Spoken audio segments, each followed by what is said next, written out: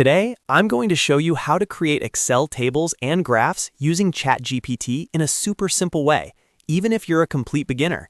This is a fast workflow for anyone who wants to turn plain data into a clean table and then build a chart in Excel without wasting time formatting everything from scratch.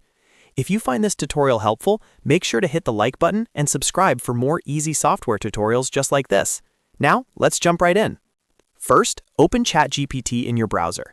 You can use the web version on desktop, and this works great whether you're building reports, school projects, business dashboards, or just trying to organize your data more professionally. Once ChatGPT is open, you're going to give it a very clear prompt so it knows exactly what to generate for you. Type this request: create an Excel table for monthly sales data with columns month, sales, profit. You can keep it simple like that, or you can make it more detailed by asking for a specific number of months, realistic values, or even extra columns if you need them.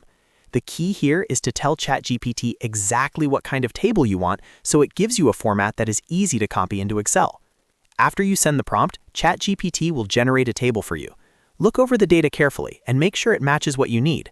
If the numbers or labels are not quite right, you can ask ChatGPT to revise them. For example, you can say, make the sales values higher, add more months, or format it as a table with headers only.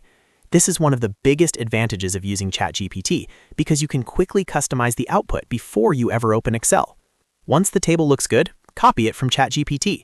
Then open Microsoft Excel and paste it into a new sheet. Excel should separate the data into rows and columns automatically if the formatting is clean. If needed, you can use the paste options or the text to columns tools to make sure everything lands in the correct place. At this point, you should have a simple spreadsheet with your month, sales, and profit columns ready to use. Now the next step is creating your graph in Excel. Click and drag to select the data you want to chart, including the headers. Then go to the Insert tab in Excel. From there, choose the chart type that fits your data best. You can use a bar chart, line chart, or pie chart depending on what you want to show. A bar chart is great for comparing values. A line chart is perfect for trends over time, and a pie chart works well when you want to show proportions.